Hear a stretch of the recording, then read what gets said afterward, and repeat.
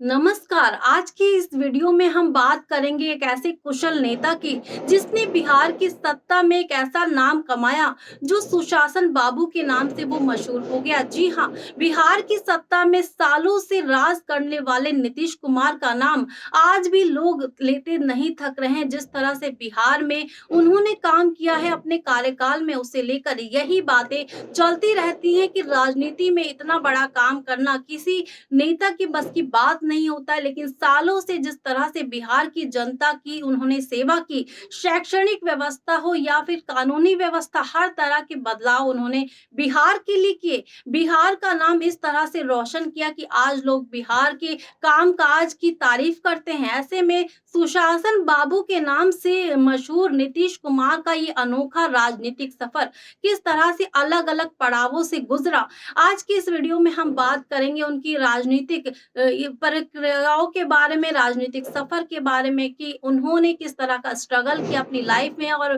पूरे 20 सालों तक बिहार की जनता की सेवा की।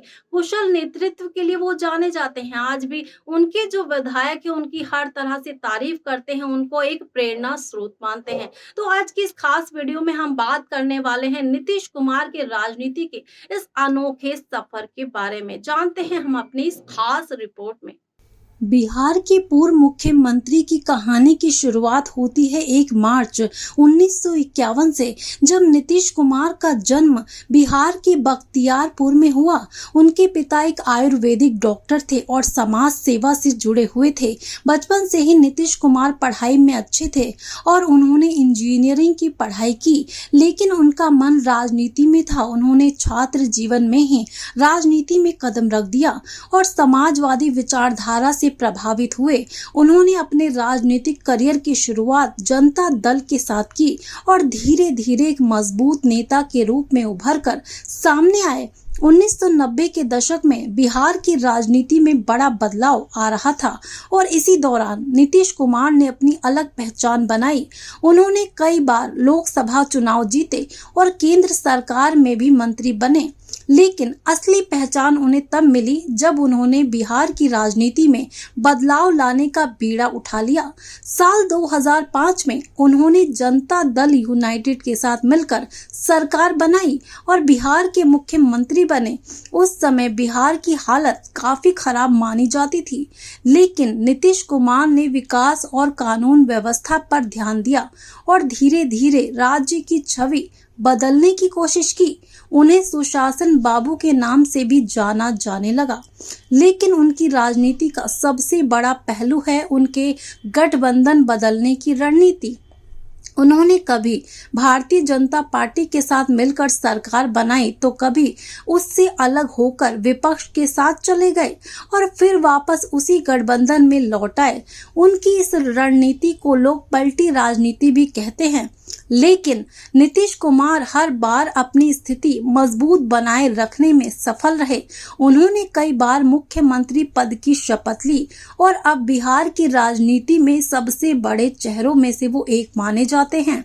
उनके फैसले अक्सर पूरे देश की राजनीति को प्रभावित करते हैं, चाहे वो गठबंधन बदलना हो या किसी बड़े मुद्दे पर स्टैंड लेना। नीतीश कुमार हमेशा से चर्चा में बने रहे। अब सवाल है कि क्या उनकी ये रणनीति आगे भी काम करेगी?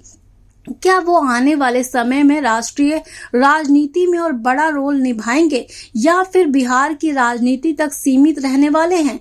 लेकिन एक बात तो साफ है कि नीतीश कुमार भारतीय राजनीति के एक ऐसे खिलाड़ी हैं जिन्हें नजरअंदाज कभी भी नहीं करना चाहिए। यहाँ पर आपको बताएं कि अब की तारीख में नीतीश कुमार सिर्फ बिहार के मुख्यमंत्री बने नहीं रहे, अब यहाँ पर बल्कि वो राष्ट्रीय राजनीति के सबसे अहम खिलाड़ियों में गिने जाते हैं। उनकी एक चाल दिल्ली की सत्ता के समीकरण बदल सकती है। आपको यहाँ पर बता दें कि अब वो राज्यसभा पहुंच चुके हैं, लेकिन कभी वो विपक्षी गठबंधन के चेहरे के रूप में उभरते थे तो कभी अचानक अपने पुराने साथियों के साथ खड़े नजर आते थे। यही वजह है कि उन्हें भारतीय राजनीति का सबसे बड़ा रणनीतिक खिलाड़ी कहा जाता था।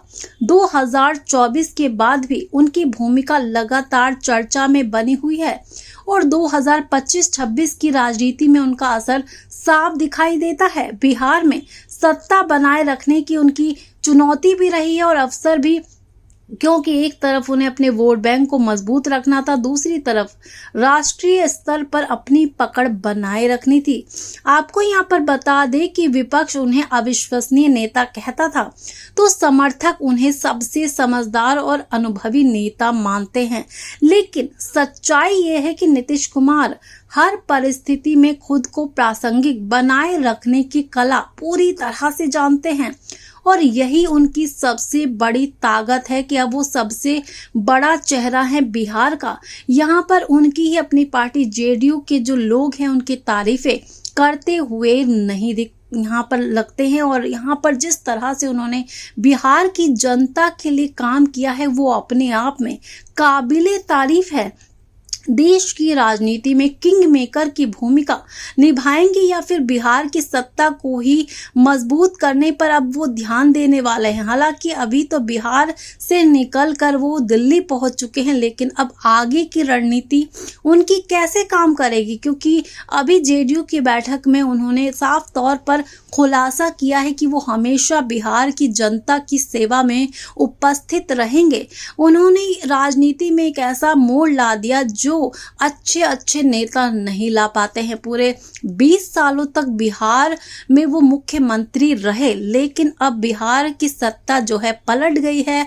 नए मुख्यमंत्री बने हैं भाजपा के सम्राट चौधरी, लेकिन अभी भी बिहार में जो है नीतीश कुमार की तारीफें होती हुई नजर आ रही हैं। लगता यही है कि आने वाले समय में सम्राट चौधरी क्या नीतीश कुमार की जो ये परिवर्तन की राजनीति थी उसे पूरी तरह से निभा पाएंगे।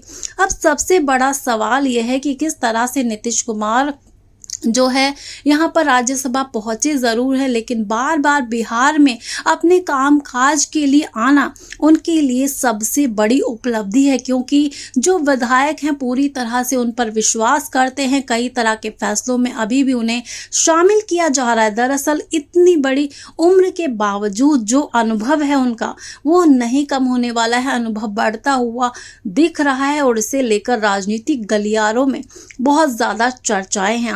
इसलिए आपको बता दें कि आने वाले समय में उनकी हर चाल पर पूरे देश की नजर रहने वाली है, क्योंकि यहाँ पर कहानी अभी खत्म नहीं हुई है राज्यसभा पहुंचकर, बल्कि असली सियासी खेल अभी बाकी है। यहाँ पर उनके बेटे निशांत कुमार ने जिम्मेदारी ली है। जेडीयू की कई बैठकें वो करते हुए नजर आए हैं और कह रहे हैं कि पिता के नक्शे कदमों पर वो आने वाले समय में चलेंगे। जिस तरह से बिहार की जनता पूरी तरह से नीतीश कुमार को प्यार करती है, तो क्या बड़ा सवाल यही उठता है कि निशांत कुमार भी बिहार की जनता के दिल में अपनी जगह पूरी तरह से बना पाएंगे। आपको क्या लगता है नीतीश कुमार के इस राजनीतिक अनोखे सफर के बारे में, उनके असली संघर्षों के बारे में जो उन्होंने बिहार की राजनीति में अपना बड़ा योगदान दिया है? अपनी राय इस बारे में जरूर शेयर कर दें और हमारी ऐसी ही राजनीतिक कहानियों को पाने के लिए, बड़े नेताओं के बारे में जानने के लिए हमारे चैनल को भी जरूर सब्सक्राइब कर दें।